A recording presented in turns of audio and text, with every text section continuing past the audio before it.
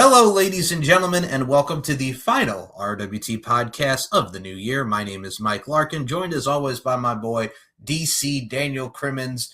Now, I will say Hi, guys! Hi, guys! Number one, yes, hi, guys. But number two, Raw was taped today, and if you saw last week's Raw, it was practically the same finish as last week's Raw. So the main event was CM Punk and Rey Mysterio against Austin Theory and Bronson Reed. Austin Theory had to prove himself how he can audition to get into the division. He pins Rey Mysterio with the curb stomp, and Braun Breaker comes in and spears CM Punk. End of show. So that was the end of Raw for tonight. They're building up to January 5th. We now have 3 matches announced. We have Maxine versus Becky Lynch in a women's matchup for the women's championship. We have Intercontinental Championship. Thank you. We also have CM Punk and Braun Breaker. We also have a lot of great stuff coming as well. We have AJ Styles and Dragon Lee against the Usos. There's a lot of stuff to really get into, but let me get our boy up in here. What up, man? There he is. What's up, man? Well, look who finally decided to show. What's up, man? Me? Yes. So Paul Morales is now here with us. We were just saying. Hi, Paul. Hi, Paul. Hey, what's up, my brothers? I'm good. If y'all did not see this week's Raw, it was pretty much the same as last week. Austin Theory and Bronson Reed beat CM Punk and Rey Mysterio, and then Braun Breaker speared CM Punk. It was fine. We now have Maxine Dupree against Becky Lynch for the Intercontinental Championship on January 5th, CM Punk and Braun Breaker. We got tag title action with AJ and Dragon Lee against the Usos. We got Rhea and Io going against Asuka and Kairi. So they're stacking up next week's Raw and the Raw on January 5th. So I'm cool with it. But the best thing on Raw, for those who have not seen it, was Gunther once again getting booed out of the building, making John Cena tap like a little bitch. And then CM Punk got in his face before the main event. So if I was a betting man, I would love to see Gunther win the Rumble and challenge CM Punk at WrestleMania because of what happened there. What do y'all think? I got an idea what you need to do with Gunther. Like, if you really want to continue this heel run with him, yeah, every match before he does his finish, you can't see me. Have him do the "you can't see me." I would like that. I would really, really like that. I mean, we got Gunther now doing commercials for the General, which is just really bizarre. Hey, but you got to admit, it makes sense. Makes sense. Yes. It does. Like, you know, he did an interview. I don't know. I think it was TMZ Sports over the weekend. And like he acknowledges, like he knows the pressure that is on him right now. I think when you have a guy like him being the chosen guy to beat John Cena and the guy who beat Bill Goldberg, and we're definitely going to see him and Brock in the new year. He is a guy. Give him the world title back in the 2026. Do what you need to do, but he is a player. I would love to see him win the Royal Rumble, like I mentioned, because he came so close these last 2 Rumbles and him finally getting it. But I like the direction that they're going. I mean, the Usos are back in the tag division against AJ and Dragon Lee. That's going to be really good. Yeah. Looking at that, we all know why. It's because Jay was drunk as a skunk at SNME. And then also, yeah. I like Jay. You know, you both know I'm a fan of Jey Uso. I've made no bones about that. Yep. The problem is they gave him the fucking moon. Yep. You know, they gave him the Rumble. They gave him WrestleMania. He didn't get any better.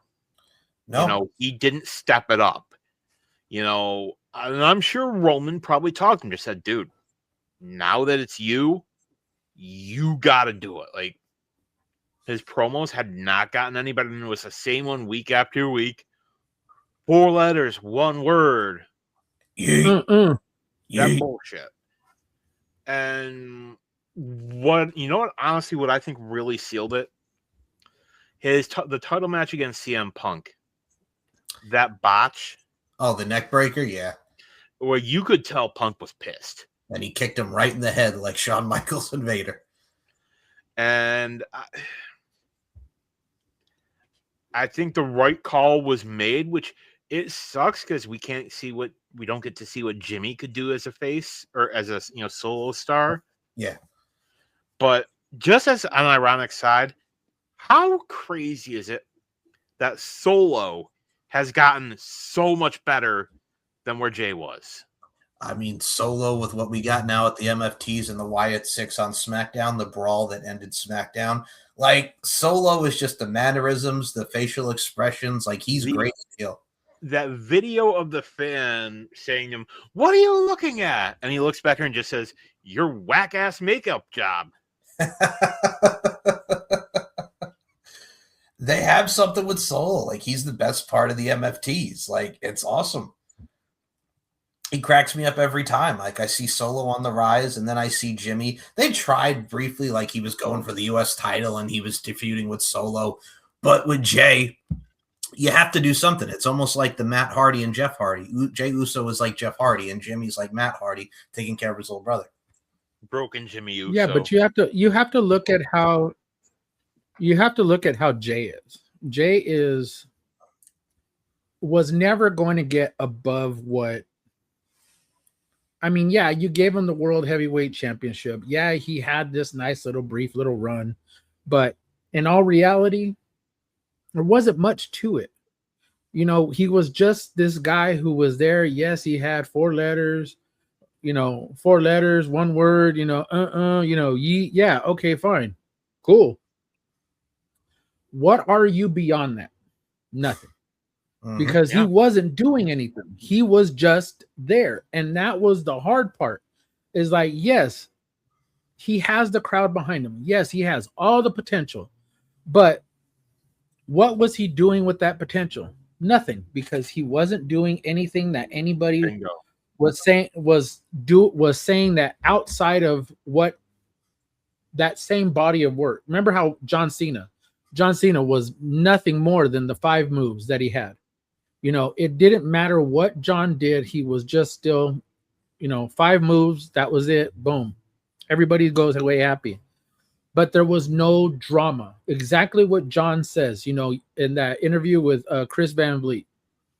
He said, you guys need to go out there. When he was talking to the girls that Bailey had, he was talking to the people that Natalia had at the dungeon, telling them point blank, you need to go out there because you need to be something more than what you are. You have to create this whole different persona. Yes, you have to go out there and make yourself a better character. And if you don't do that, you're just going to be stale. And that's exactly what he is. He's stale. Yeah. Look at somebody like Mick Foley. Ring-wise, kind of limited. But Mick made it work.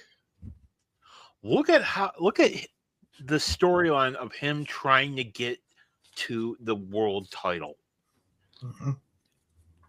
Think how invested we were.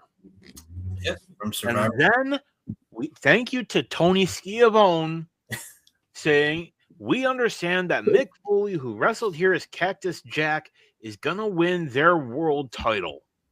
That'll put butts in seats. It did. And it did. Everybody went like this with their remote and went click. Like, didn't change back. And didn't change back. It's a segue now, since Daniel brought up the great Mick Foley. For those that did not see, Mick Foley has parted ways with the WWE. He's not going to renew his Legends contract that doesn't expire until next year because of WWE's association with our president And after the WWE Hall of Famer. And WWE Hall of Famer. And the overall just disgusting, deplorable, just horrible things that he said about Rob Reiner, God rest his soul, after he was murdered by their son, him and his wife. Yeah, we will not be repeating those comments here on this show. Oh no, we're not gonna. I'm not gonna read what he said. If you want to find out what was said and how disgusting it was, yep, Google's free. Yeah, we're not going to repeat it, but Mick Foley has decided not to part ways. He said, "I can't stands no more." To quote Popeye, he's done. I'm honestly good on Mick Foley. Like, honestly, really good on Mick Foley, standing by principle and morals. And for this, I will start with Paul. Your thoughts on Mick Foley cutting ties with the WWE? I think it was a long time coming. I think it was something that just sort of festered with him. Not only with him, but I think also another person was Dave Bautista that actually kind of said, nah, I'm just not gonna. I think that's kind of part of the reason why he hasn't wanted to do the Hall of Fame, why he's probably declined it several times, is the association. Is because, you know, Paul decides that he wants to go over there and he wants to be all buddy with that pedophile. Fine, go for it. Do you, boo boo, do you? But, and I get it. Linda's there. Linda's part of the cabinet, which she doesn't really do anything other than be the yes woman to him. And I'm just happy that Mick took a stand. I'm just happy that Mick said, I don't want to be here anymore. I don't want to be associated with you guys, simply for the fact is that you guys are kissing this pedophile's ass. Yeah. You know, Mick stood on business. You know, I've always had a great deal of respect for him. And the only thing I can think is, yeah, come to my company, Mick. I'll pay you. I'll pay you, Mick. Come on over. Because here's a couple things there. I think they'll do it. Yep. Mick on commentary, I think, would be amazing over there. Yep. And they could easily give him the Cactus Jack theme song that he used in WWE because that's a copyright-free song. Yes, it is. So I think my 2 cents. I just think whatever Mick decides to do. I mean, and I don't think he wants to go to AEW. I mean, I don't think he has any offense towards Tony Khan or the company itself. I just think he would probably want to disassociate himself, you know, from wrestling for a while. From wrestling in general. I mean, he did the last WrestleCon, which was the final time that Sting was going to appear in his makeup, because I believe going forward now he's whatever wrestle convention that he's going to do, I believe he's just going to be Steve Borden. Yeah, he's going to be no makeup, gray beard Sting. No makeup, yep, gray beard and everything. I mean, Old man Sting. And I'm gonna give someone a really, really good plug right now, because she's a very good friend of ours, and Miss Denise Salcedo. Please go watch her interview with Sting, his final interview with her. It was one of her best. And then shout out to Mick Foley, who actually did a little cameo in the back. He just kind of walked in and was just like, "Oh, you're interviewing? Okay, I gotta go. Bye." And he walked out of the screen, and oh, it was funny. But yeah, please go watch Denise, man, because shout out to her, you know, for being one of the most favorite people on in content creating. I mean, and just in wrestling in general, and just a kind human being. Agreed, man. One of my absolute favorites, as she is of all of us, and the lovely Miss Denise Salcedo. 2 people did comment on Mick Foley and the WWE. One of them was piece of shit Sean Morley, Val Venus, pretty much. There were actually 3. Okay, who was the third one? James E. Cornette.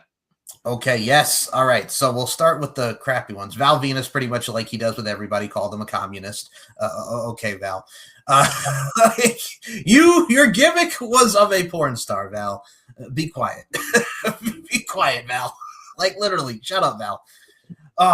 And you're talking from someone who interviews porn stars, but hey, you know, I don't have to pay hush money to them or cheat on my wife with them. What?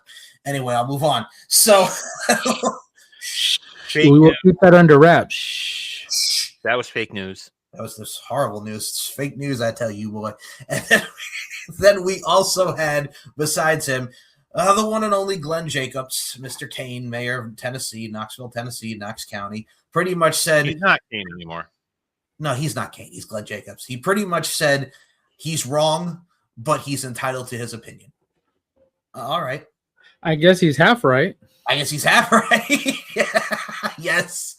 And then, of course, the other one was James E. Cornette. You stupid son of a bitch. Pretty much said Mick Foley is his new favorite person in the world. He's always been a good guy, stood on business, stood on class and morals. So James E. Cornette gave him a good thumbs up of approval. Mick Foley style. What I do want to add, for people surprised that Mick would do this, I'm going to take you back. November 1997, Montreal, Quebec, Canada. Right after the screw job happened, Helen had no fucking clue what was going on. Right. Mick walked out. Yeah, Mick was ready to go. Mick quit. Yep.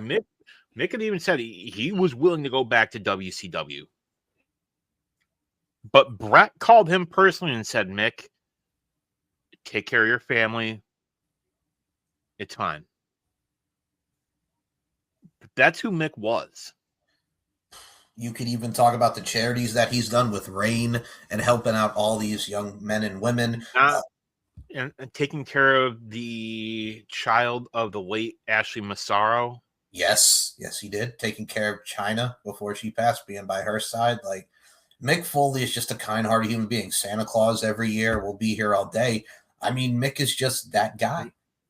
On a personal level, being here in Western New York, about 3-ish years ago, we had a mass shooting in a grocery store up here that the victims were targeted because they were black. Mm-hmm. It was in a predominantly black neighborhood. You can look it up on Google. It happened. And the guy admitted that's why he chose that store. Now, Mick had been up just over the border at Niagara Falls Comic-Con. He, after doing the whole freaking weekend, Friday, Saturday, and Sunday, he turns around, does a stand-up show in Buffalo, one of his comedy shows, and he donates all proceeds to the victims of the shooting. Yep. Didn't have to do that. Didn't have to, but out of the goodness of his heart, he did. And that's just who Mick is. That's who he is. Exactly. And you know what? I would not be shocked if there aren't more people in WWE, but are just afraid to speak out. I agree. I always say this about the people that are in charge over there in that White House and what he's doing over there when he's not confusing a reporter that looks like his daughter, which was absolutely gross. They don't want to stand up to the man. Like, he's 80 years old. He's out of his goddamn mind. Like, what do you have to be afraid of? Like, honestly, like he. Good. It's funny you mentioned him playing Santa Claus. Back to that same WrestleCon this past weekend, he actually showed up in a Santa Claus outfit. Yes. And he sat on Kevin Nash's lap and asked Kevin Nash what he wanted for Christmas. So it was a funny interaction. I'll send you a little clip of the video, but that was pretty funny. Kevin Nash has even called it out. Yes. But yeah, Kevin Nash just don't give a shit. Kevin Nash is on, hey, I'm in there. I don't give a shit. You guys can say all you want. I don't care. So I'm glad you mentioned. I'm still gonna open up my mouth and I'm still gonna say the same shit that I've said. And the weird thing is that him and Paul are still friends, and I get that, but at the same time, you have to draw the line, between the realities of things and what you believe in your head. So here's what Kevin Nash said on Click This, because Kevin Nash, like Paul and like Dan had mentioned, very outspoken with what he believes. He does not give a fuck, if you will. Kevin Nash said he wouldn't cut ties with WWE over their relationship with Donald Trump due to his connection with to the McMahon-Levesque family.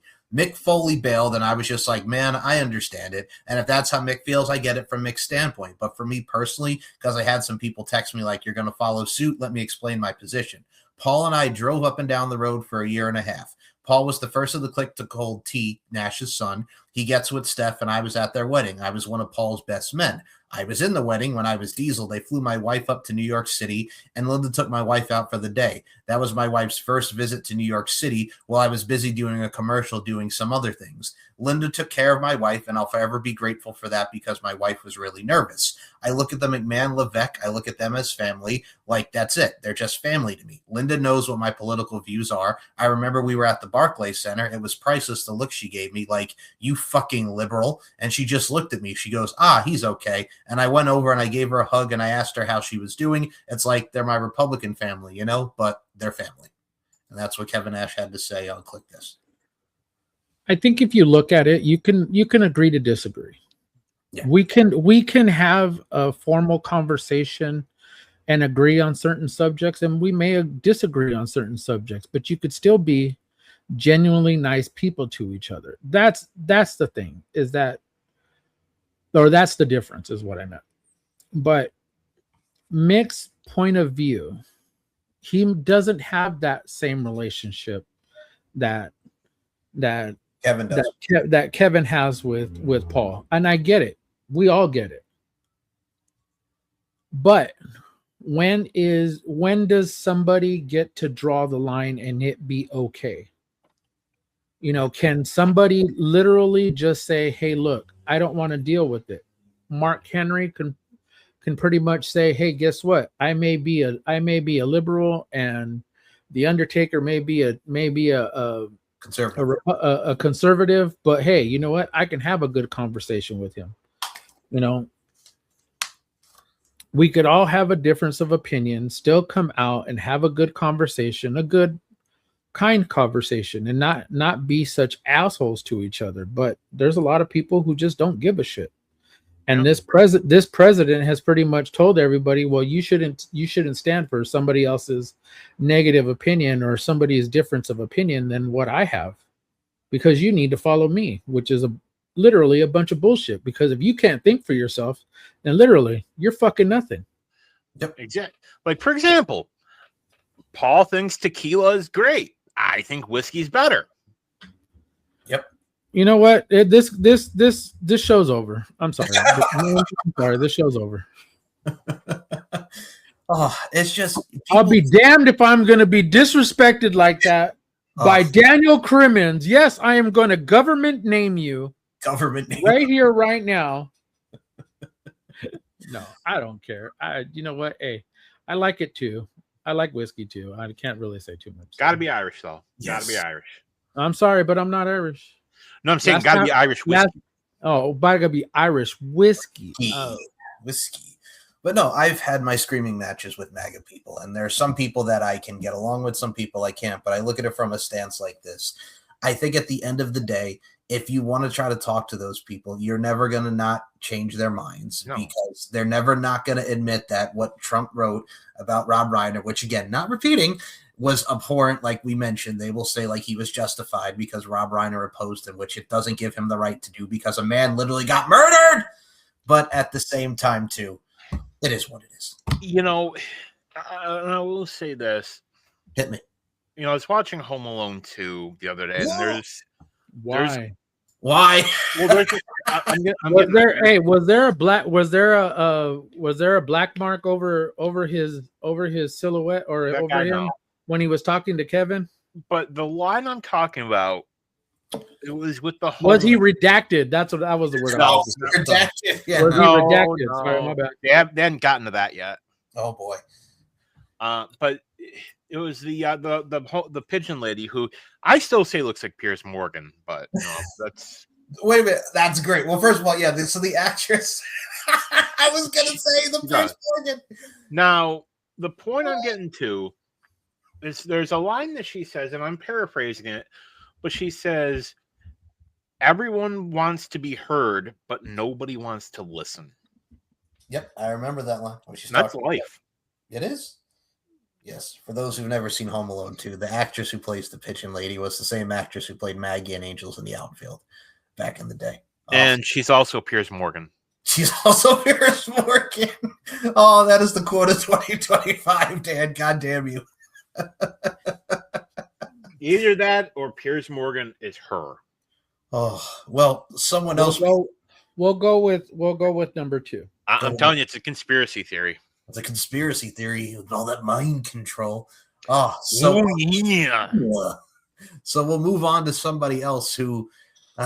So Vince Russo, bro. Here's what we're gonna do, bro. So he was on Juggalo Championship Wrestling, and he cut a shoot promo on Triple H. As you know, he is the investor. He's got his bodyguard, Big Vito LaGrasso, by his side, and Fig Mix with Jasmine St. Clair and all these people who are in Juggalo Championship Wrestling. So Vince Russo, being the heel director of authority like he is, decided, hey, man, I'm going to cut a promo on Triple H, and here is what Vince Russo had to say, and he also included Karrion Kross.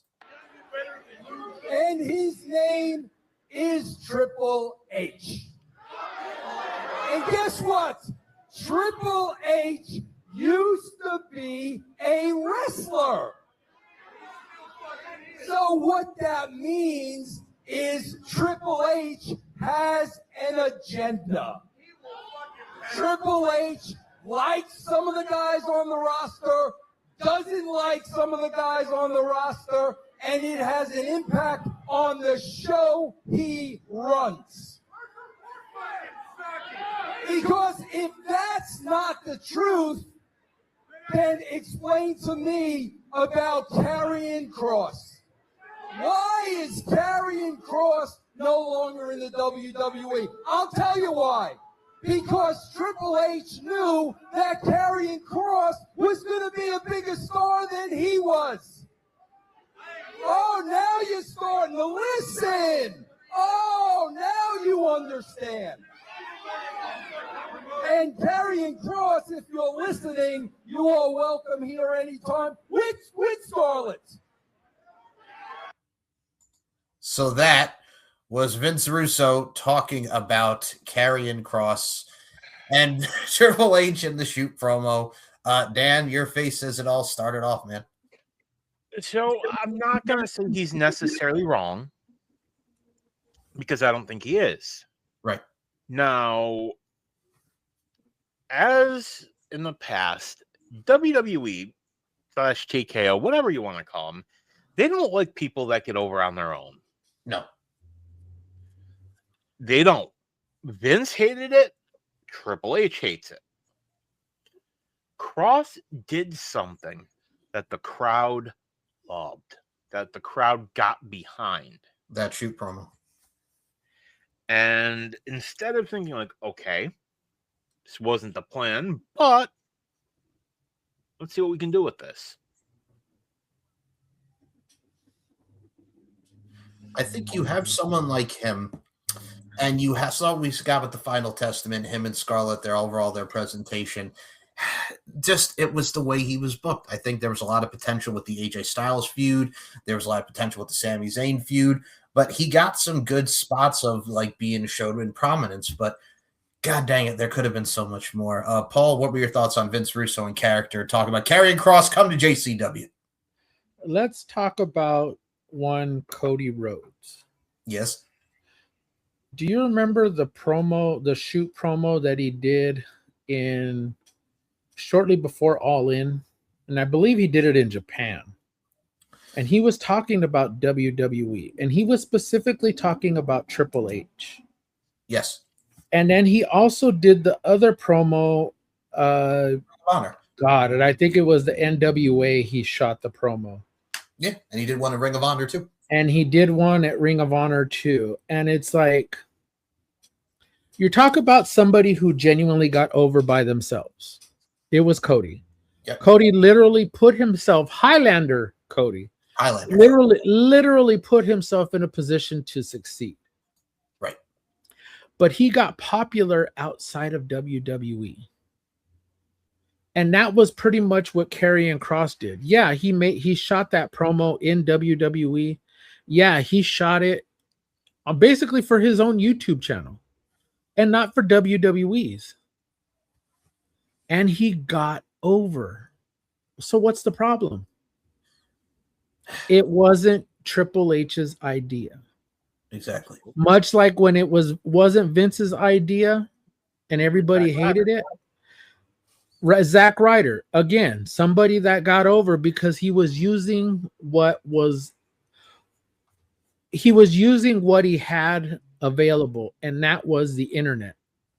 And he used it. He used it to his advantage.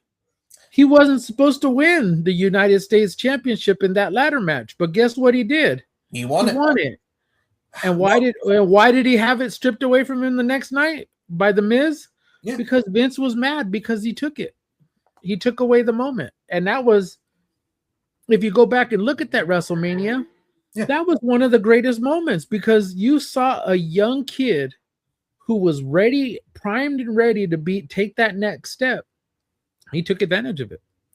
I mean, that Intercontinental Championship one-day reign, like you mentioned. It was Intercontinental. Sorry, okay. I said United States. Okay. Well, no, I was going to mention the U.S. title. I will always say this. The moment at TLC 2011 where he beats Dolph Ziggler, you see his father just so enthusiastic and so excited that his son won, had one of the most forgetful U.S. title reigns, loses it to Jack Swagger immediately. Then he's in that story with John Cena and Eve and Kane, and he makes to look like a cuck, and then he gets thrown off the stage by Kane in the friggin' ambulance.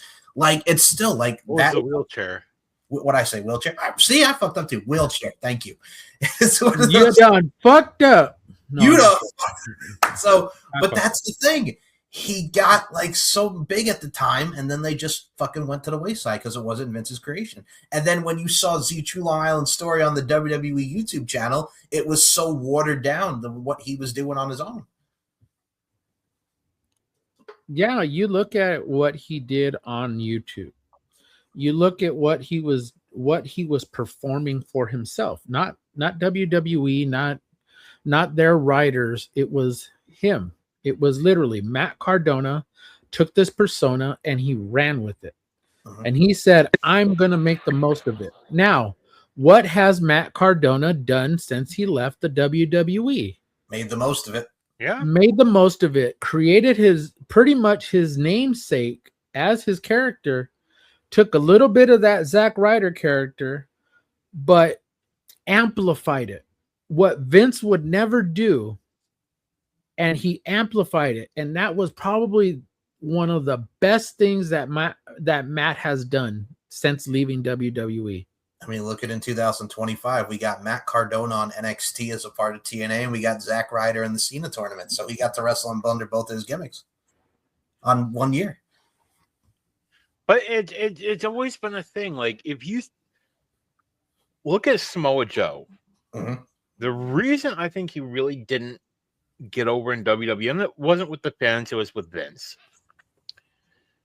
Vince does not understand when talent already comes in hot.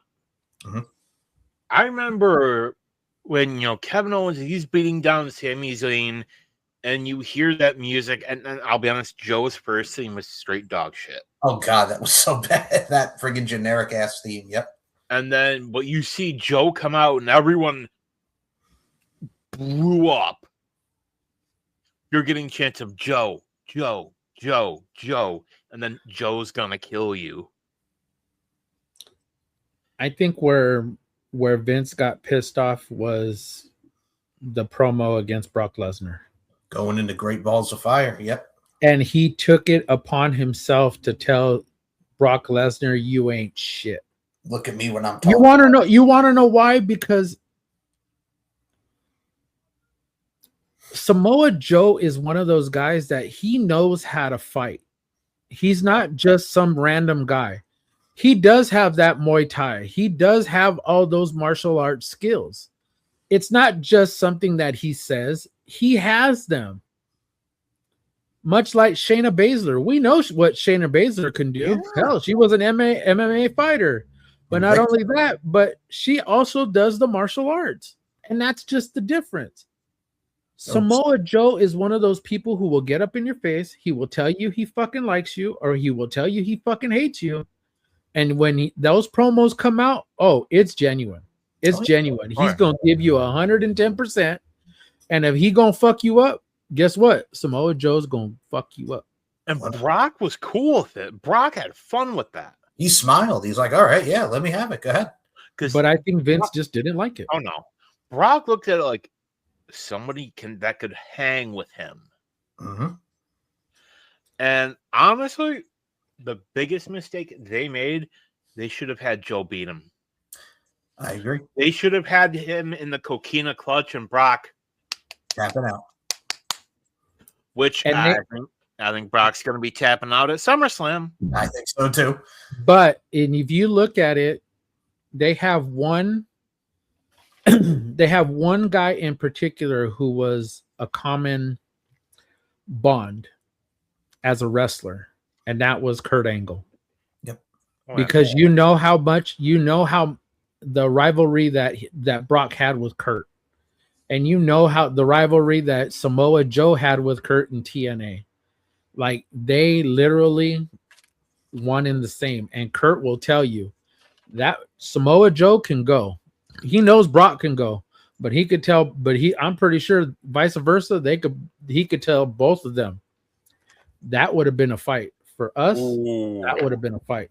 One of my favorite moments in TNA history: the debut of Kurt Angle and Samoa Joe at Genesis 06. I'm right there with you. Oh, I remember the match that they had at Lethal Lockdown. I'll pay you. I'll pay you. No, I'm just joking. You mean 2008 Lockdown with him and Kurt Angle? Yep. Yeah. Lockdown match. Yeah. And it was like an MMA fight. Yeah, and then everybody was chanting, "We want wrestling," and then they kicked it up a notch. I remember. They're just like, okay. All right. Now, speaking of all right, we have to mention this because we talked about people that are very controversial. We've touched upon a lot there, but another one who's controversial, Tessa Blanchard, aka as we call her on Deep Into the Heart of Wrestling, Puta McPuta, had to open her mouth once again. So Tessa Blanchard said she's tired of being used as clickbait over racism allegations. So she wrote on Twitter in response to someone, "I'm not perfect, made plenty of mistakes in my life. Racism is not one of them, nor has that ever been in my heart. An incident from 10 years ago has continuously gotten twisted into something that race had absolutely nothing to do with because of the social climate. I'm tired of being used as clickbait. Move on." And underneath this post, you will see someone wrote, "She's never apologized." I don't know. Seems like the two made up, seeing as both ladies are smiling and they took a picture together, that being Tessa Blanchard and La Rosa Negra. And the problem that we have with that, and we've said this many times with this show, is yes, she apologized to La Rosa Negra, but she never apologized to Chelsea Green, Isla Dawn, Priscilla Kelly. We'll be here all day. Like Allison Kay, Sienna, she's never apologized to these ladies who've accused her. Britt Baker, like, she's not apologized to all these women. So that's why we give her grief. Go ahead, Paul. I don't even know where to begin with that one, because you have to look at everything that we've said before. You know, you can go back to all of our shows. I mean, in the beginning, when we first started this conversation, when it popped up not just a year ago. Yep. With the exact same allegations. So it's like, are you ever, yes, you can apologize to one individual, but that's only one individual that you did this to. It would be different if you had, like, say, hey, guess what? Twitter. Yep. Let me just do one. Chelsea Green. Next one, hey, guess what? My next post, hey, guess what? Allison Kay. Hey, guess what? My next one, Britt Baker. Apologize. Just simply, and if you don't want to make it a public apology, hey, guess what? DMing somebody saying, hey, look, this is my number. I would like to have a conversation with you. Yep. If you can, please call me. If you don't get a response back, then you have your answer. But at least you could say, hey, guess what? I got evidence that I went back and I asked this woman if I can have a conversation with her, and it didn't go that way. Simple as that. You can't continue on like this. It's like, you're digging in this hole that you keep getting piled on with the same dirt that you're throwing out. Right. Point blank. Dan, your thoughts on Tessa's comment about just move on, everybody? Stop using me as clickbait. Sometimes the best thing to say is nothing at all.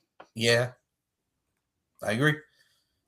But she had to comment on that. No, I like my idea that she should just call everybody and just message everybody and just have a conversation. Hey, I'm sorry for what happened. I'm sorry that I did this back in the day. I apologize, for my actions. Yes, I was young, dumb, and stupid. Yes, everything I said may have been taken out of don't even say it was taken out of context, because then you're just defending yourself. Then you're just fucking defeating the whole purpose of everything. You get it? Yeah. And the thing of it is, like, even still, no one's gonna touch her. No, like you're lucky TNA has her. Like her and Victoria for now. Yeah, they got her in a team with Victoria Crawford. Like that's the big feud. That's a big team that they are now in TNA. So I mean, hey, she's got something.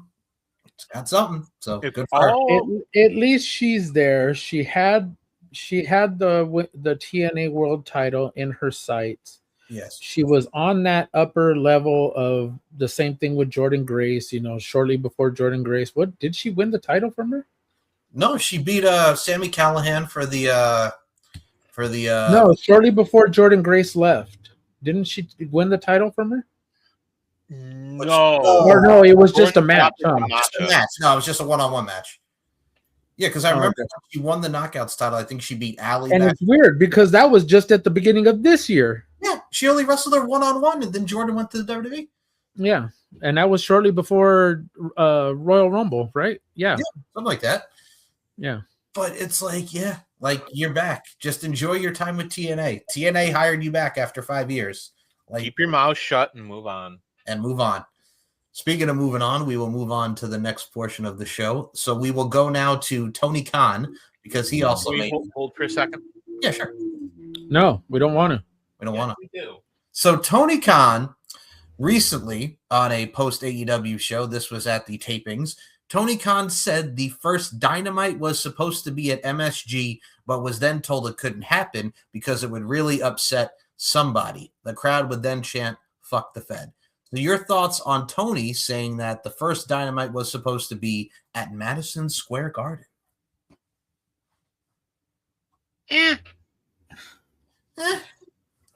It should have happened.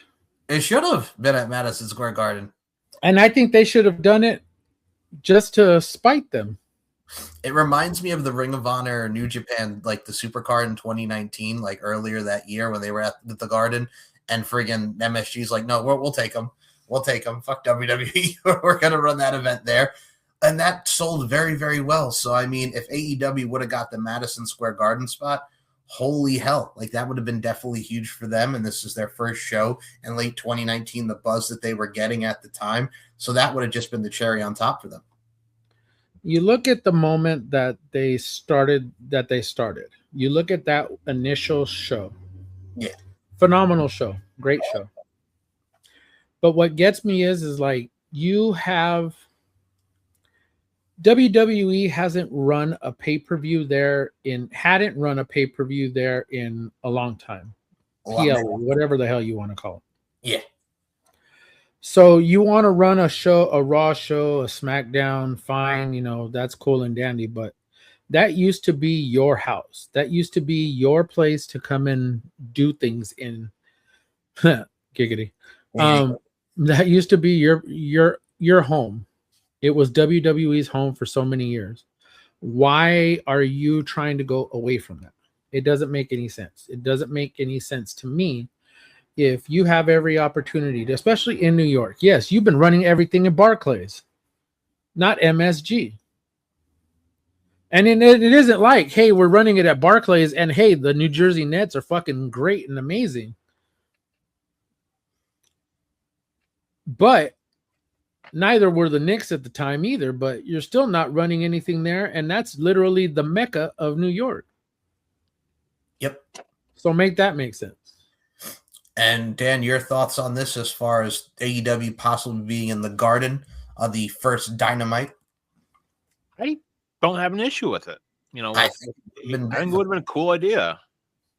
I mean, at the time, like Paul mentioned with that first show, you had Cody Rhodes and Sammy Guevara. You had the start of Cody and Jericho. You had the formation of the Inner Circle. You had everything on that show. That's the thing, too. It's like you had such a huge moment, and they capitalized with that Dynamite. The first Dynamite will definitely go down as one of the best, and we see where AEW is now. We have our critiques, but to see them still going strong, especially into 2026, that is what professional wrestling needs. And speaking of what professional wrestling needs, Busted Open Radio with Becky Lynch, and I have to thank Paul for this, and I watched this in full. Becky Lynch getting the award for the most hated on Busted Open, which we will go to next, and then we'll go to this one over here with Dave Meltzer. And I can't believe that we actually agree with what Dave Meltzer says, but before we get to Uncle Dave, let's talk about Becky Lynch. Year. And it's not just me saying it. Everybody says it. Sports Illustrated says it. Bleacher Report says it. Of all time includes this year. A horrendous plaque. This is disgusting. Disgusting. Did you see the other trophies? I won so many trophies. You insult me. I am insulted. I'm outraged. I actually may take over the channel. Whoa. X 24/7, and actually it will get great ratings, the best ratings, better ratings than you're getting, because your ratings have been very bad with a lot of cursing. So maybe I'm going to take over your show, and I'll do a good job of it too. I demand an apology, otherwise this interview is over. But you want me to apologize for what? For saying that I tapped, spreading misinformation, because I did not tap. It's clear as day, I did not tap. I was waving everybody over. I'm not John Cena. I do not give up. I never give up. Holy shit. You can apologize to me. Come on. Or present me with a pink robe like you did DJ after going after him. Huh? My good friend DJ. That's what I call him. Yeah. DJ. She kept receipts. All right, so next category. Biggest return. That's it. That's it? All right. We're out of here. We're out of here. I'm trying. How do you turn this off? Just turn it. I'm trying. Here we go. I gotta tell you, you know, like the subtle, and I'll say this because we mentioned him earlier, the subtle acting like the president of the United States, like he does when he's in front of reporters. It does funny with Becky Lynch because she's playing the Karen character down pat. She did a great promo on Raw tonight with Maxine Dupree, where Maxine Dupree showed a lot of fire. And I got to tell you right now, you actually have me excited for this match on January 5th. She puts Becky in the ankle lock after the sucker punch. But it's one of those things is the crowd is now taking Maxine seriously. They want to see her kick Becky Lynch's butt. And this just adds another layer to the Becky Lynch character. So that was absolutely priceless. And I died watching the whole 9 minutes of it on YouTube. Go back and watch it. So, Paul, talk about Becky and this character here, her and Maxine coming up, and your thoughts on the Busted Open Awards, man. This was genius. Yep. This moment. I mean, I've seen we've talked about Busted Open for years. I have to say, this is probably one of the most memorable moments that I've ever watched on the YouTube. Now, usually I listen to it on Sirius XM, but to see it on YouTube, cheap plug number one. Cheap plug number one. Go back and watch it because it is hilarious. 9 minutes of Becky Lynch just being comedy. And the fact that you got the reaction from Mark Henry, you got Dave LaGreca, who was fucking busting up laughing. It was kicking Sam Roberts out of the room. Kicking Sam Roberts out of the room. And that was just the tip of the iceberg. But I have to admit, Becky took it to another level. And it works, man. Like, it helps get over Maxine. It helps gets over Becky. Like, the whole thing, it's made it interesting, and it adds more to Becky. So you, Mr. Daniel Crimmins, your thoughts on Becky Lynch? I've always been a fan of Becky. You know, I'm really digging this character change with her. You know, kind of curious to see where it goes. You know, it's pretty bad that both the women's versions of the IC and the US title are now more heavily prevalent than the men's equivalents. Yeah, I mean the women's intercontinental title with what you're doing now, Maxine, great babyface, and then on the other side of the coin with the women's intercontinental title, and I'm sorry, the women's United States Championship, like what they have going there with Chelsea Green, I love that. Chelsea Green, That's better. Thank you. What she's doing now, and they're going back to the feud with Julia, and oh man, Julia beating Alba Fire this week on SmackDown. Poor Julia, man. I love Julia. I think she's so lost in this conundrum of what. And they put her with Kiana James, and I love Kiana James, but it's just like, no. But you're not doing anything with her. I agree. Nothing. Go ahead, Dan. Sorry, I didn't mean to cut you off. No, you're fine. Of all the people that you could have put her with, like.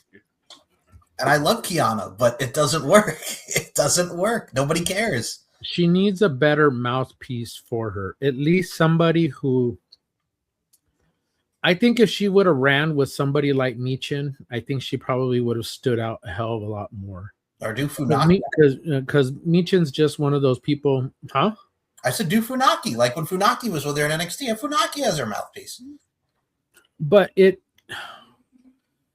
least allow her, if she speaks some English, and I know she speaks English, and I know one of the critiques that a lot of people have said about Stephanie Vaquer, it was always about her not being able to speak English properly. And it's like, you got a girl who's going to classes literally 5 days a week to learn how to speak proper English, or at least still have her accent, but enunciate a lot of the words. And she's gotten better. And she has gotten better, but I don't mind that she's bilingual. Allow her to have that. If you allow Asuka to do it, why and Io Sky and Kairi Sane to do it, why can't you allow them to do it? It just doesn't make any sense. Why? Because they're Japanese and they just end up having that. Go back to the interaction with baka baka baka baka baka, baka. Bitch. Well, that's the thing too. I'm so sorry. Bitch. Like what they're doing as well with Jade and Michin. Like Michin this week attacked her with the kendo stick. I thought that was badass. And now we're going to get Jade and Michin this coming Friday on SmackDown. Like they're doing something at least on that front. But yeah, that women's United States Championship right now is just so lost. It's lost. Just as an aside, there's a video. I think I've shared it to you guys. Yeah. It's something that AEW did where they did a testing of different people trying out to be Santa Claus. Yes. And one of them, you had Okada, and it just says, ho, ho, ho, bitch. Well, you can tell he's having the time of his life. Yeah. And speaking of the time of their life, before we get to Uncle Dave, oh, you mean Homer Simpson? Yes. And we actually agree. As I say that sentence, I threw up in my mouth just a little bit because I cannot believe we're actually going to agree with Uncle Dave. But MJF has returned on AEW, the best promo ever, calling friggin' Swerve Puff Daddy and talking about top dollar. And he is now in the fatal four-way match between him, Swerve, Hangman, and Samoa Joe for World's End for the title. You better have that boy win. 2 years after losing it to Joe, he's got to win the freaking title back. It only makes sense. What do y'all think about him in the fatal four-way now and him coming back? Good with that. You're good with it? Okay. How about you, Paul? I think he needs this a lot more than we believe that he needs this because because he is one of the faces of AEW. He is one of the pillars of AEW, and I think if you weren't going to allow somebody like, oh God, can't even think of his damn name. Oh my God, I'm fucking brain farting on his damn name. Anyways, but if you given him the opportunity, Darby Allin. Oh my God, I had a brain fart. If Darby Allin wasn't going to be in something like this, especially with his injury, and you needed MJF would be one of those people you'd be like, yes, that's where I want to start with my title. That's where I want to have it at. And I mean, yes, Yes, and give him that title. Yes. Speaking of titles, I mean, we now have Mercedes Moné down to 2 belts lost. She lost the Ring of Honor Interim Women's Championship to Red Velvet, and at the Collision taping, You got 10 low. Yes, she also lost to Alex Windsor to the Rev Pro title. So I mean, it's something. It's something. Yeah. The descend has begun. Has begun. Do I still care? No. I'm sorry, I don't. I think if she gets rid of all the titles, she hits rock bottom. The only place that she can go is up. She doesn't need any of the titles that she has. If she is a main event person, in which she has been in a few times with not only Athena but with Toni Storm, give her the opportunity to run with the world title. She deserves it after all this shit that she went through, or she's gone through, and she tried to proclaim herself. I think she's earned that opportunity, and I don't know. I don't know if Chris Statlander would be the person that I would have her take it off of, but Toni Storm would probably be the only other one that I can think of. Well, we got unless you really want to make that ROH women's world title a thing. Well, yeah, and make it. Come on, Athena's had that thing for 3 years now. Well, I agree, because her and Athena are going against the Babes of Wrath for the tag titles at World's End. I'd like to see them lose, and that starts the Mercedes Athena feud for the Ring of Honor Women's title. So, yeah, but I need her to lose all her titles first before we get to that spot. I agree. So we will see where that goes. The other thing I have to mention, before we even just talk about the Triple H already, Mike. She's gonna lose all her titles, turn a face, yes, and then win the women's title. Yeah.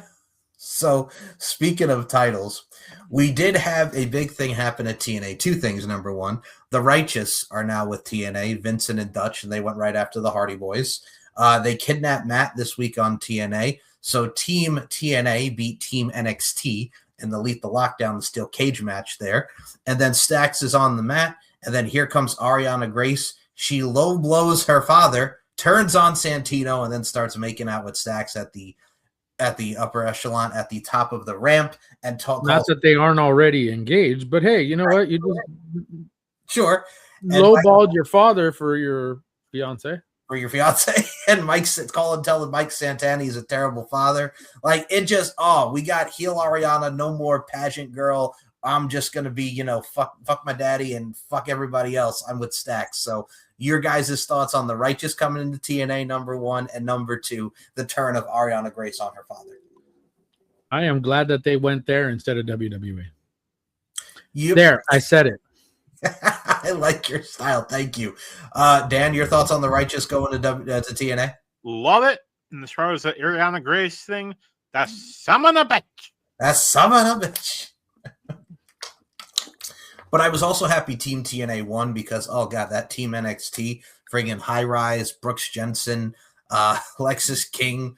Like, I love those talents, but it's just like they're the secondary guys on NXT, but they're getting the spotlight. That's like the third string quarter. I'm sorry, but that's the practice squad. If I'm really being honest, I agree. But hey, they're getting their shine, and that's the main thing. That's all that matters. And you know what? We're pretty soon we're gonna get Ariana Grace against Santina Marella.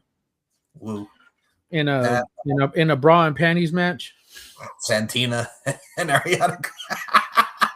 I'm sure we're going to get Stax versus Santino and Steve Macklin, so we'll see where that goes. But we're going to go over to Uncle Dave now because I can't believe that we're actually all going to agree with what he stated. So Dave Meltzer said, how can you vote for a guy for the Booker of the Year when it was pretty much their biggest thing of the year was a viral moment? How can you vote a guy Booker of the Year when in his biggest angle, he just did it to do it, had no idea what he was going to follow it up with. And even though he knew eventually where he was going, he had no idea to get there and never came up with, and with months, never came up with an idea that was any good. So sorry, it's like the last 2 years, I strong for Levesque. This year, I know he's not going to win, but it's like, there's no way. Even supporters of Paul, they can cite the business, but guess what? Wasn't like when like CMLL didn't have a great business year. It's not like, you know what I mean? It's like there's no, there's no way. How can you do that when a guy literally, and when the explanation is just like, well, we have no explanation, and it's like, we just want to give you a moment at the moment, and it's like, that's the most bullshit booking there is. How can you vote a guy? He has a point. He has a point. Dan, I will allow you to go first. Take it, Dan. I mean, he ain't wrong though. No, and He ain't we've said it many a times. Wrestling, WWE, and all this year has sucked. It has not been a good year for professional wrestling. I'm going to quote this guy right here and say, tell me when I'm telling lies. For Dan quoting CM Punk, yes. We always mention the Cena heel turn and The Rock and Travis Scott, like we mentioned at the beginning of the show, Jey Uso. It just has been such a very very blasé 2025. I'm hoping we get something big going into the new year. They stacked the Raw for the new year thus far, the first Raw of the new year, but there needs to be something because this No. John Cena came to them, said, I can give you 220 dates. Yes. As long as, and he said, I'll give you 220 days. And they said? Dates. Sorry, not days, 20 dates. All good, yeah. They gave him 36? 36 dates. Mm-hmm. And that's not even a quarter of what he asked. Now, if you would have given us not even half, we'll even say 100 dates, you could have done so much more with him and allowed him to forget just doing the PLEs, because those would have been added incentives, but he could have done all these smaller venues that you needed him at. And yes, you could have given him a Raw one week, a SmackDown another week, the following week, kind of spread them out so he has opportunities to go out and do other things. Because literally, you could have had him on Raw for the first half of the year and SmackDown on the other half of the year and still accomplished everything you needed to. But we didn't get that. And now what this was is, yes, I was happy that he had a nice little send-off. Was I kind of okay with the ending? I think I have to grab the clip, because I don't always agree with Bully Ray, and I get it. It was a kind of a poetic way of going out. He smiled, did the nice little just, okay, I'm done. This is how I'm going to go out. Yes, I'm hustle, loyal, and respect. I'm not used to, giving up. I'm the guy that, doesn't give up, but he gave up. He gave up. First time in 20 years, the man gave up. So what are we supposed to do with that? And I just feel like we were deprived of 65 other dates that could have been probably, this run probably would have been so far epic had they just given him an opportunity to do it. And all the wrestlers, now, if you really, really want to go back to see what we had suggested as far as like wrestlers that he should have wrestled, including ones that don't work for WWE, you can go back and watch the roundtable with my two fellas over here and a bunch of other knuckleheads. Cheap Pop number 2. Link will be below. But I don't know. I just as for me, and I mean as a fan, I would have liked to have had seen John have a longer, more extensive, hell of a lot better run than what we got. Travis Scott, fuck you. Fuck you, Travis Scott. Go ahead, Dan. Fuck you, Dwayne Johnson. And Dwayne Who also fucked it up. Yep. Dan, my brother, I Hit need it. to hear your opinion. I still say Cena should have held on to the title until his last match. He should have been a heel the whole time. They fungled it. But of course, Cena being him, he's not going to blame the company. No. No. He's not going to blame Paul. Me? Not you. No, not the other Paul. Okay. Just want to make sure. Just want a clarification. Bald Paul. Bald Paul. So here is the Bully Ray clip. They have lightning in a bottle with Gunther. That night was about Gunther, and it was about the future. Gunther now, for the rest of his career, has the foundation for his heel run, which is I made Cena tap. This is a modern day version of I broke Wahoo's leg. I know to the little kid, it's not going to make sense, but the little kid is going to eventually get over it. The little kid is eventually going to want to see the guy that made John Cena tapped get his ass kicked. I made Cena tap. And I hope that's the way Monday Night Raw starts tonight. I hope we see Gunther, and I hope he reminds the world of what he has done. Because right now, with Gunther, they have lightning in a bottle. There is a tremendous amount of hate on Gunther because of what happened. And I'm hoping the WWE makes it work. Oh, yeah. Right there. And they did. Boos all around these last 2 weeks for Gunther. Mission accomplished. I loved it. Same. And speaking of something that we all loved here, the last thing we have to talk about, this past Saturday, we did have the War of the Titans presented by AAA on the WWE YouTube channel. My God, this event was awesome. Go back and watch Vikingo and Dragon Lee. The return of Omos. Vikingo and Omos are a thing now. Omos is in AAA back in there. What did y'all think of Omos with Vikingo? I don't know. I really, really don't. I really, really have no idea what the plan is for him. I know that Undertaker wanted him to be someplace, and I think he saw him as sort of like the Big Show. Yes. And I think he kind of puts him as that big guy that needs something to do. And I know he went over to All Japan Pro Wrestling and he did his thing there. Yeah, just coming back, and that was was that Noah, huh? Yeah, Pro Wrestling Noah. Okay. But he's come back, and all we've seen him was walking around at Disneyland with everybody, and seemed to be at the happiest place on earth, but not in WWE.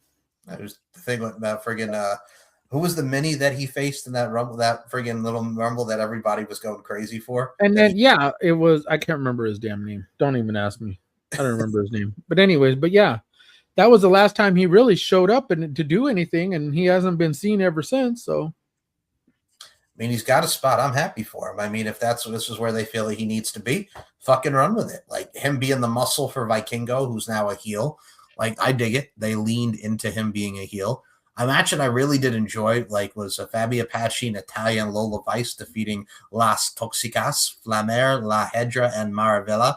I got to tell you, my dad and we all watch this. He loves the new Natalia gimmick of just Natty, just being the badass that she is. Her and Fabi did her thing. And Lola Vice is becoming such an upstart and such the rise of her in NXT and AAA. She's really fit in there like a hand in glove. And Las Toxicas were no joke in their own right. That was a really good women's match. All I saw was a whole lot of, that was flashing in my face. I was down. I was enjoying every single minute of it. I was down with the thickness. You would have been happier if it was Nia. First of all, this one over here, his mouth was watering looking at Nia Jackson and Lash Legend. Merry Christmas. Merry Christmas. Yeah, man. Yeah, man. They look good. Like, really, really good. I'm sorry, but that was literally like the first time in a really, really long time that you've got to see a lot more of Nia. You look at where I'm pointing at. Look at where my hands are at. That was a lot more of Nia that I've gotten to see in the ring, and I've seen a lot more of this and a lot more of oof. And I get to the outside of there, but this is the first time we've gotten to see a whole lot of thickness of Nia in all its glory. I was happy. I was a happy man. Can I get to the yams? Sweet yams. Show me the way, because I got bills to pay. Praise Jeebus. Praise Jeebus. Oh, wait. I acknowledge her. Sorry, my bad. I acknowledge. We love you, Nia. We love you, Nia. Dan, put it up. You know you acknowledge Nia. Come on, man. Come on, man. Put it up. Come on, man. So, Dan sometimes has trouble getting it up, so. Whoa, hell no. Hey now. I'm sorry, how old are you, Paul? Oh, he went there. Oh man. Goddamn. Okay. It's like this. What? I think we come off the rails by now. Oh my God. Okay. That happened way before this. Yeah. So the other thing that's true. That is true. Oh man, we had Carnage, the Carnival of Carnage. I blame Mike. It was my fault. Well, so then it was Mike's fault. So that guy way over there, that was his fault. That was my fault. So the Carnival of Carnage, we had Pagano and Los Psychos Circus defeat the Wyatt Six with cameos by Masquerita Sagrada and Pimpinella Escarlata. They started in the friggin' ball pit, made their way out to the ring, and the Psycho Circus won with the DVD to Dexter Loomis through the table. This was unique. I wasn't expecting what we got, but it was fun. It was cool for the gimmick that we got. What'd y'all think? I thought it was an interesting match, and the fact that they did all this and that they went that literally, they told them to go to the back. All of a sudden, you see them run to the back, and then we had like this whole carnival theme in the back, and it was just crazy. And it's one of those moments that you have to go back and watch because I dare you to. I want you to. It was nuts. I love to see something like that stateside. Dan, what did you think of the concept? It was different, but I dug it. I think for me, if you really look at this entire card, the other one that really stands out to me was Laredo Kid, Javon Evans, and they put Jack Cartwheel from Evolve in this for the Cruiserweight title. My God. Like these three cruiserweights, like doing the damn thing, like Jack Cartwheel shined, everybody shined, and Laredo Kid did the damn thing, man. That finisher, that friggin' Spanish Fly-esque move at the end, oh, nuts. Ethan Page. Oh, and all the credit, him and El Hijo de Dr. Wagner Jr. I mean, they literally went out there and beat the holy hell out of each other, and it was a good match. That ending was pretty funny. The fact that Ethan actually had the wrench in his crotch. And then Iguana came out and said, and then I was just going to say that. Then Iguana came out, and yeah, Mr. Iguana came out for the save. And Iguana would wind up teaming with Nino Hamburguesa and Latino World Order and Los Americanos. Lost to La Parca and Octagon Jr. Great high-flying match, showcased the luchador style, but the big thing that came out of it is Canelo was at AAA. What were your thoughts on seeing Canelo? My wife, the first thing that my wife said was, "What the fuck is he doing there?" But the one thing that she did clarify is that he does have a ranch literally in Guadalajara, so he wasn't really that far away, so it made sense for him to be there. I thought that was a nice little surprise. What'd you think of Canelo, Dan? It was good. Nice seeing him. Yep. Now, speaking of boxing, I just have to mention this aside. Jake Paul got whooped. No, guys. Yeah. He got knocked. Knocked the fuck out. Rest in peace, John. You got knocked the fuck out. Give me my money. Here's my question. Yes. Do you think he sent a text to Big Brother Logan and just said, "Hey, can you talk to Triple H for me?" Can I do that wrestling thing that you do? Oh man, I'm sorry, but that was yeah. I mean, and the fight was terrible. Oh, because he kept dropping down to a knee and playing around with him like a fuck. But here's the thing, though, is that Anthony Joshua was just like, you're not fucking serious. You're not a serious boxer. Fight me. And all he kept doing was running away. But Anthony knew he was going to eventually get him and literally pummeled him in the corner. One shot. Good night. The best. Broke his jaw. Yep. Knocked some teeth loose. Yep. Broke his jaw. Shout out to Anthony Joshua. I salute you, sir. Can we also bring up the fact that this man literally dressed in the Hulkamania and came out to Real American? I'm like, come on, man. Like, you can't make this up. You cannot make this up. And Hulk Hogan got his ass whooped.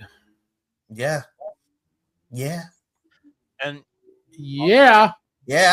Jake Paul wasn't the only person that got their ass kicked. Oh, thank you. And I saw that too. So Bugatti somebody man, else that got their ass handed to him too. Bugatti man Andrew Tate lost to Chase Damore. He got gassed by like the second and third round, and then he got his ass kicked. And it couldn't have happened to a nicer guy. 5 years of trash talking, Mr. Tate, and then you got whooped. You got knocked. There was a guy a number of years ago, probably 10, 15 years ago, a boxer named James Toney. Okay. Dude used to talk so much shit about MMA, saying, oh, he could do it, this and that. So Dana White is like, okay, I'll give you one fight. And then Dana goes to his good friend, the natural Randy Couture. Yep. And said, Randy, look, I know you're light heavyweight, but can you do me a favor and handle this? Sure. And he did. He fucking knocked him out. This is exactly. Like, dude was gassed probably 20 seconds into round one. That's exactly how Andrew Tate was, because he worked just on his cardio, but it's more than cardio, bro. And yes, he was a great kickboxer, but he's older. And this was an absolute slaughter. And I know Chase Damore was talking good stuff about him, like he helped save his life. And the fact that, I like to see y'all try and do this. First and foremost, no. And number two, the reason that we're going at him is not because he put on the gloves. We're going at him because he's talked this bullshit for 5 years. And now someone finally put him in his place, which was you. That's why we're applauding you, Mr. Chase Damore, because you knocked someone who's an asshole on his ass. And we're happy about it. This reminds me of Tommy Morrison. And he was talking all this shit to Mike Tyson. God rest his soul. Yeah. And Tyson knocked him into fucking about 8 weeks further into his life because all you did was talk shit. Yep. It was a whole lot of. So that was things you don't do. You don't piss off Mike Tyson in his prime. No. I'll say it. He took it easy on Jake Paul. Oh yeah. I agree. We saw the fight. We know. The Mike Tyson Paul, that was just about money. That was just about money. Oh yeah. I think that one was just you and I both stage. The Tyson that you and I grew up with, he would have fucking killed him. Yep. Round one, he would have knocked his ass out. Yep. And I would not be shocked if Jake Paul transitions over to WWE. I mean, he did say he's going to take a break for a little bit, which you should. Did you see his face? I saw his face. He looks like was it the girl from that Willy Wonka movie? Veruca Salt. Oh, Veruca Salt, yes. She starts to balloon into a blueberry. Yes. Oh, Lord. Okay, so the only other thing we have to mention here, y'all. So the main event of the War of the Titans, we saw Rey Fenix and Rey Mysterio filling in for Penta. defeated Los Gringos Locos 2.0, Dominic Mysterio, El Grande Americano. Penta came in at the end and helped save Ray and Phoenix and got the win. And then El Grande Americano turned babyface. You also got to add, he took the metal plate. Yes. He took the metal plate and put it up in there, baby. Like, it was such a great transition. And then El Grande Americano turns babyface. Great match from start to finish. The only other thing we do have to mention is poor Dominic, man. He took that DDT hard. And he hurt his shoulder badly. Ooh, that was a brutal friggin' landing, guys. Yeah, apparently the reports are that he injured his shoulder, so we don't really know very much because, of course, these were pre-taped episodes of Raw, and of course, we're going to get a pre-taped SmackDown. So he's got a couple of weeks not to do so much, and I believe they were supposed to do a holiday tour, and he was supposed to be on it, but I don't think he's going to be on it. As says, hey, card subject to change, so. I've heard, depending on how bad it is, it could be a couple weeks, or worst case scenario, it could be surgery and he could be out a couple months. Yep.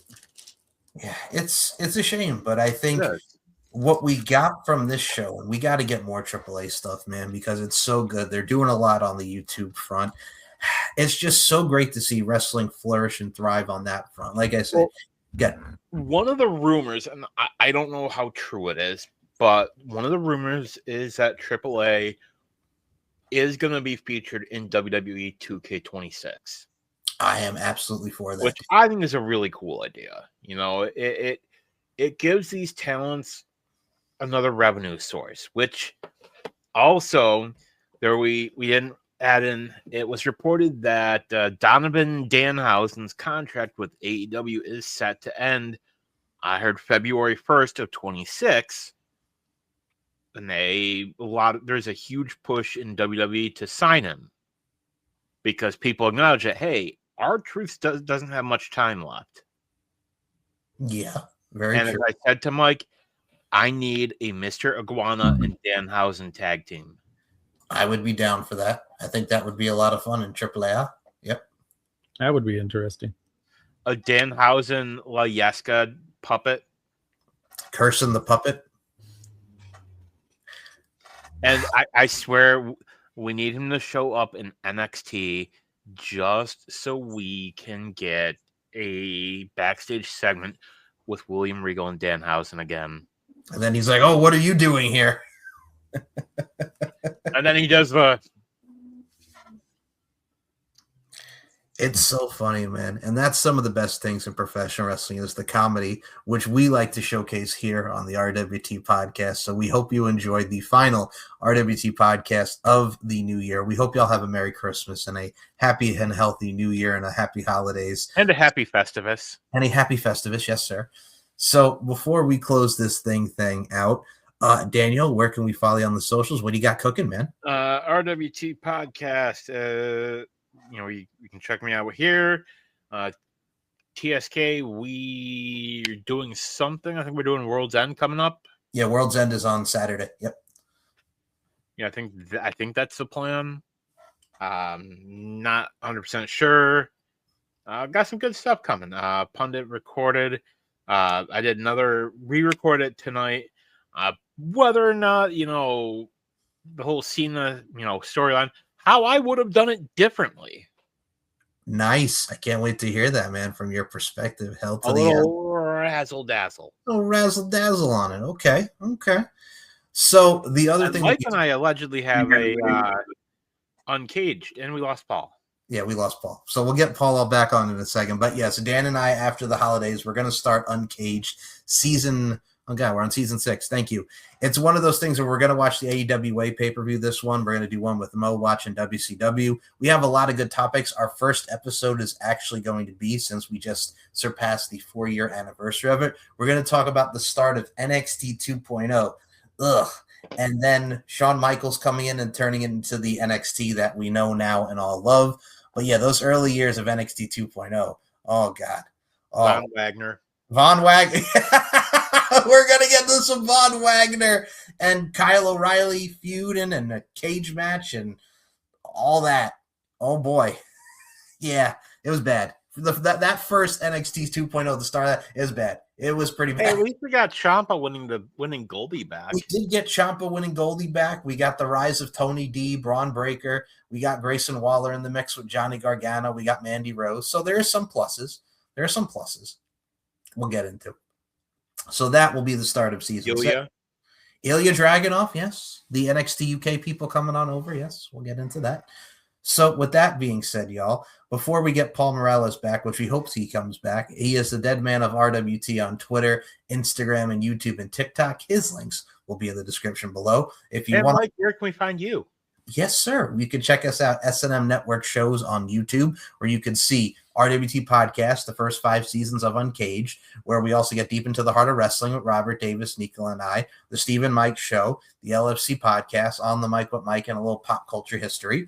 You can follow me on SM Show on MCL92 on the Twitter front, Instagram, MLarkinMB, or Larkin_92, SteveandMikeShow.com, LFCfights.com for all your podcasting needs. So with that being said, as Paul has now come back on in, Paul, we did our socials, so where can we follow you on the socials? I gave him a little rundown. Come on, man. What are you going to do with it? My apologies, because all of a sudden, like, my laptop just went pew, and I was like, I thought I had it plugged in, but apparently I did not have it plugged in. But you can find me, the Dead Man of RWT, on Twitter. Of course, you can find all my links in the link tree below, because that's where I will be. You can find me. I will end up clipping pretty much this whole show and our final one of the year. And I want to say I appreciate both of you. I love you both. I thank you for being my friends, for being my brothers. And I didn't want to go away from this show and not tell you how much I appreciate you both and tell you that I love you guys to death. The feeling is mutual. Even Mike. Thank you. Even Mike. I appreciate that, gentlemen. So Merry Christmas, Happy Holidays. Enjoy your new year. Happy Kwanzaa, Happy Hanukkah, Happy... I don't know, whatever else you support. Happy holidays. Happy holidays. So for Paul Morales, for Daniel Crimmins, my name is Mike Larkin. This is the RWT Podcast, and we'll see you in 2026. Thank you. I'll pay you 2026, yeah.